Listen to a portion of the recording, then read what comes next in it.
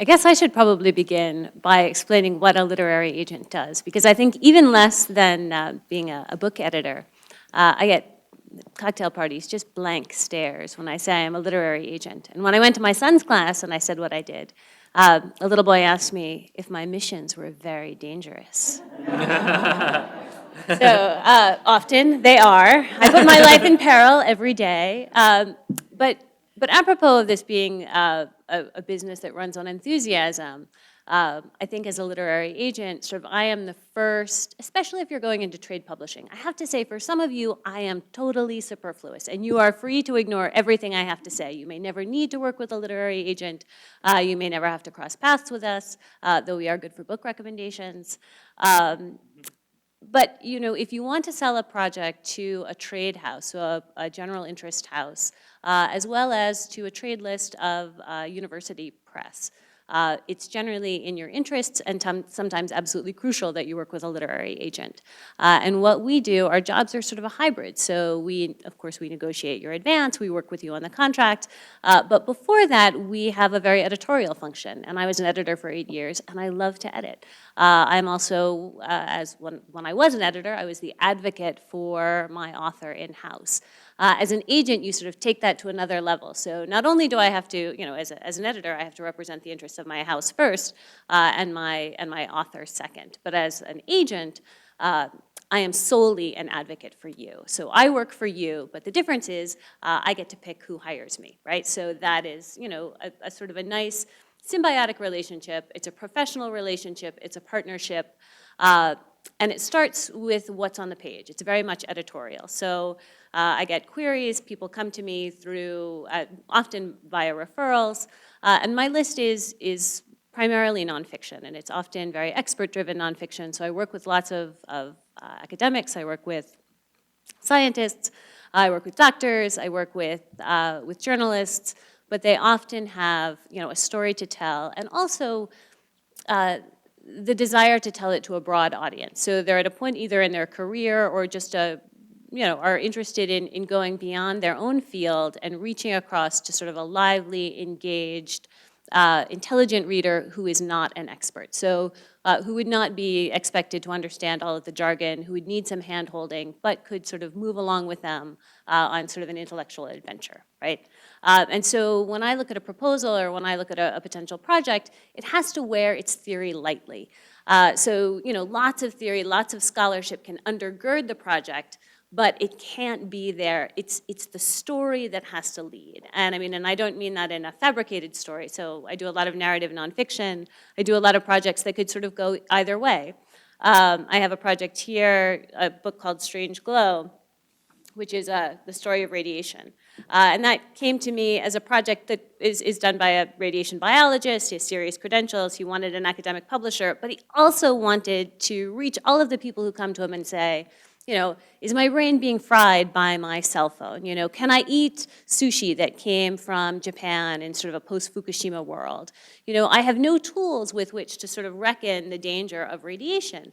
And he said, I get these questions again and again, and I want to write a story, and I want to sort of lead with the people whose encounters with radiation sort of move us into this sort of brave new world.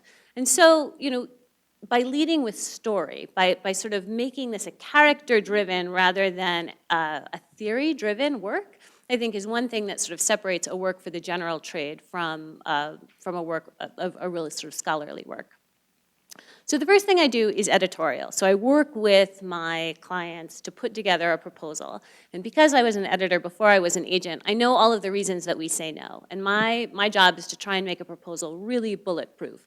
So the first thing is as Eric said, sort of making that pitch, sort of, crafting something succinct.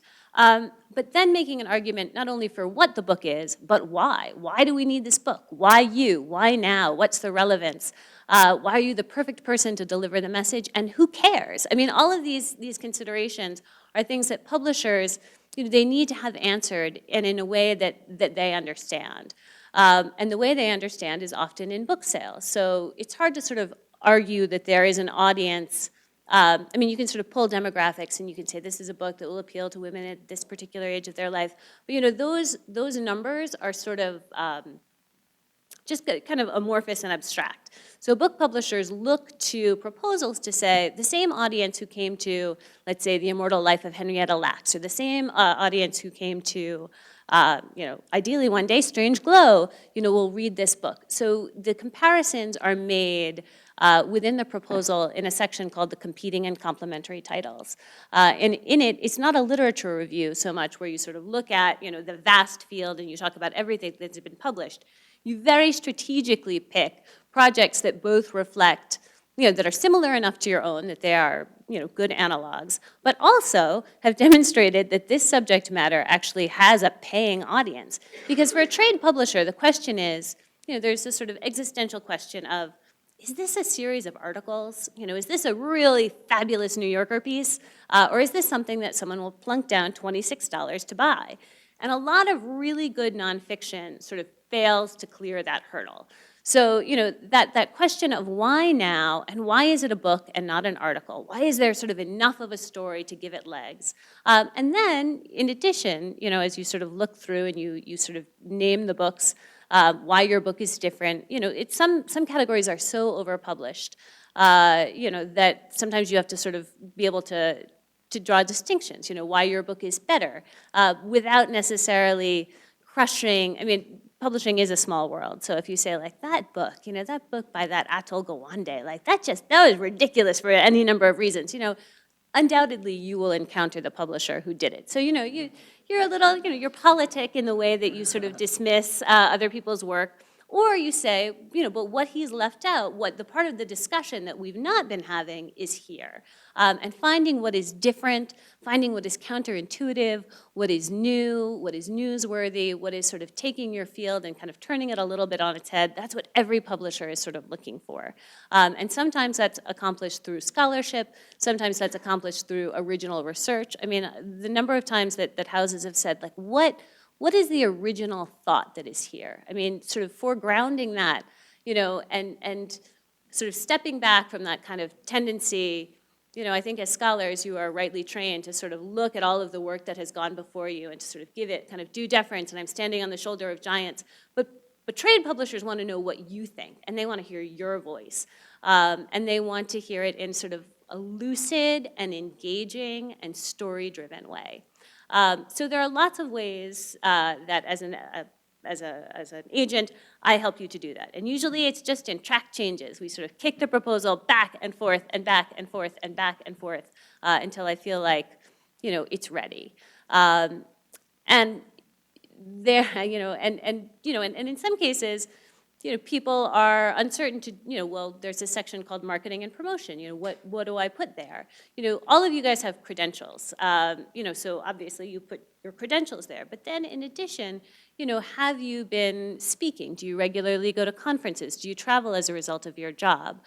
Do you publish in non-scholarly journals or scholarly sort of crossover journals? Do you ever do op-eds? Do you have a social media presence? Publishers are looking for a platform and really the sort of shared burden of spreading the word. And so if you have a network that is built in, if you are regularly sort of consulted by the local media or even the national media, even better, because you are an expert in your field, that's all to the good. And that all goes in the proposal. It is absolutely the place to be, not necessarily a braggart, but certainly to toot your own horn, vigorously. There's no reason to sort of be modest.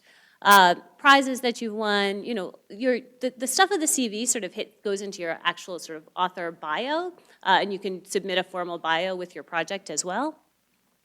But all of this is to say that publishers have, especially trade publishers, where they are for profit, they really are struggling. And so when they look at a project, even if they think a project is worthy or interesting or well-written, if they don't think it's going to sell, they're not going to make an offer. And the offers that they make are not predicated on the kind of project that you want to do. I have a client who's a Middle East expert, and he was sort of totting up the amount of times he would have to go back and forth to Libya. So he's like, so I'll need an advance that is, that covers these expenses. But that's not how a publisher thinks about an advance. It has nothing to do with the amount of money or the amount of time or the amount of sort of sweat or anxiety that's going into the project. It has everything to do with the number of copies they imagine that they can sell. And that number of copies actually is derived from their own experience with publishing-like projects, but also to some degree from those comp titles that you cite. So they're going to sort of navigate a course between their own sort of sobering experience of books that have worked or worked not so well, and these other projects that you sort of are highlighting to say like, yes, absolutely, there is an audience, a paying audience, for these kind of books, to come up with an offer that jibes with the amount of copies they think they can actually sell. So, as we sort of look across, these proposals are such strange hybrid documents, and I've had many very seasoned writers say to me, the worst part of this entire project has been writing the proposal. I can write the book, no trouble, but because it's both a blueprint for the book, it's an existential argument for the book, and it's a sort of, it's a marketing document at the end of the day too. And all of those things sort of are poured into a good proposal and sort of done pretty seamlessly. And one thing I find too, it's a way of communicating your voice. Too often I see a proposal that is going to be for a book that will be written in the first person or written in a kind of, in an accessible or lively or funny way, and the proposal is very, very stiff. Write the proposal in the voice of the book, whatever voice that is. Don't make a huge disconnect between sort of, a third-person reportage on yourself and then a sample chapter that comes in a very sort of different vein. And of course, the sample chapter. In a book proposal, when I sell nonfiction, I almost never have to sell it on an entire manuscript. I sell it on a proposal and 1 or 2 sample chapters. That the exception is memoir sometimes, because memoir is such a literary form that it's sometimes very difficult to sell on a proposal. But, the sample chapter, the proposal is all kind of the window dressing and the argument, but the sample chapter has to dazzle. And sometimes it can be a little bit front-loaded, a little bit more material than might be in the ultimate book, and it never has to match. Once you're under contract, then you have maybe a year to write the book, maybe 18 months to write the book. And things can sort of shift in the process, but if you have a dynamite sample chapter, that's what the editors are really going for. Because you can make arguments, you can talk about a book, till the cows come home, but they want to see that same amount of erudition and storytelling skill in the actual work itself. And my general advice is, sometimes people will send me like, I don't know, the 7th or 8th chapter. And it's very difficult to get invested, even in even in the story of radiation, where there's not, a single there's not a single character, but it's still hard to sort of pick up the narrative thread. So beginning with the beginning often makes sense, with the exception of, if it's just an introductory chapter. An introduction is often like a proposal's overview. It sort of makes the argument for why you're writing the book and, what brought you to that subject at a particular time. One thing about writing for the trade is you are allowed to be a character. You can use the first person. You can I all of the time. You can use the I in the proposal too. Often I see in sample, in sort of an annotated table of contents, which is another section of the proposal, which is where you write sort of your chapter summaries, no one uses I. They say, this subject will be explored. Like passive voices to trade publishers, just like they just hate them, with an enormous passion. And it's, and I work with lots and lots of doctors who are, writing maybe for the first time for a general audience. And that is always such a hurdle to like, it's okay. You can say like, we will look here, I will then examine, or I will talk about or discuss. Like that's totally fine in a trade proposal. So sometimes it's just shrugging off the conventions of academic writing, but still bringing the same sort of amount of passion, the same ideas, the same sort of intellectual rigor, but like just wearing all that lightly, They're just words that I never see in trade proposals, that I see, words like trope or like problematic used as a noun, like aproblematic, right? That's just not something that trade editors, they see that and they're like, oh, I don't know. Like those are sort of, little red flag words. There's just a different, there are different conventions, right? And and for all of these rules that I say, and like never do this and always do this, obviously these rules get broken all the time. And I am regularly sort of captivated by projects that I thought I would never represent, or that I thought were not necessarily my areas of interest. But I am sort of the first captive audience. And I also sort of act as like the general idiot reader too, you know? So if something is a little bit too dense, and I think like this is, you know, I'm kind of losing the thread here, you know, then I sort of say like, how about a little more hand-holding? How about we back up? How about we give a little bit more history? I'm sort of a first reader, and then once that sort of whole proposal is sort of, you know, we've got it into shape, at that point I'm a matchmaker, right? So then I take it to the editors and to the houses that I think will do, you know, justice to your book. And Eric actually was talking about, you know, there have been times that he has sort of won out over other houses because he's had a real vision for the book.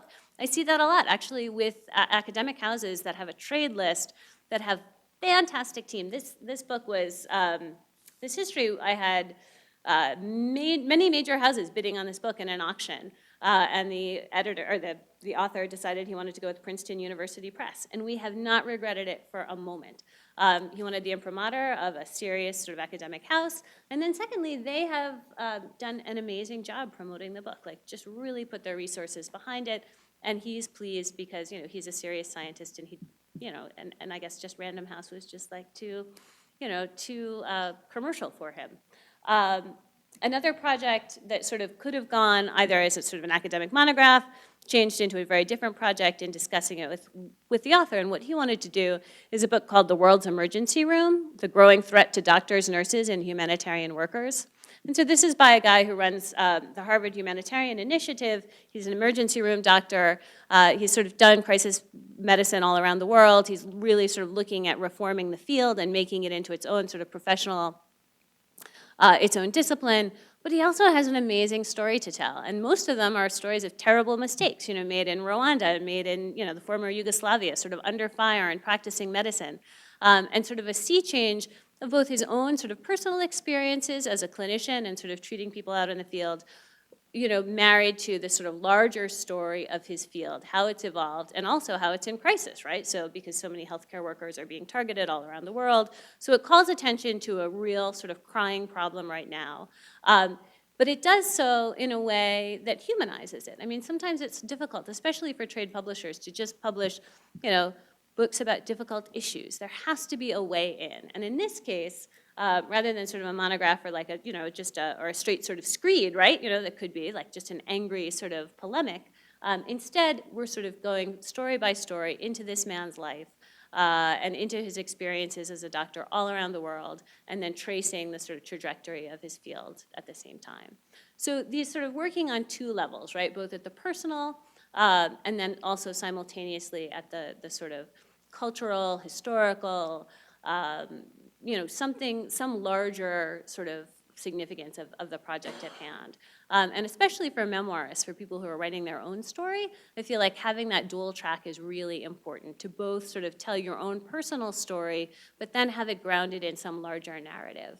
Actually, and I will mention, because although he's not here, but his wife is. So I was fortunate to represent a book called History Lessons, which is a memoir by Clifton Crace. And what struck me, in addition to the beauty of the writing, was this ability to move between sort of the personal, you know, a very personal story, but then to bring in sort of neuroscience, the science of memory and forgetting. And this sort of dual narrative of this sort of scientific story, you know, as it carried forward this very, very personal story of a man remembering his own childhood, struck me as just, you know, sort of a beautiful balance. But memoir, sort of just a person's own story, is very, very difficult to sell, just because there has been so much memoir published. You know, and if, you know, maybe if you're a Kardashian, you know, I mean, you know, there's just a lot of slots on houses for publishers that are taken up by kind of the no-brainers, right? You're a famous person already. You're going to write a book. Maybe it's good. Maybe it's not. You're famous, right? So you have an audience. And those books kind of bore me, right? Like I want to find the books that are really, really good. And then find a way to sort of push those forward and that are idea-driven. And I think the wonderful thing about publishing is, you know, it is kind of unscientific in a lot of ways. And enthusiasm does sell. In an editorial meeting, you know, editors sit around and they pitch the projects that they've seen. And they debate the merits and you know, and whether or not it will sell. But at the end of the day, it's just an enthusiastic sort of person and then team of people who sort of carry the book forward. And so it's, you know, it's pretty extraordinary, I think, in that way. I guess I'll end there.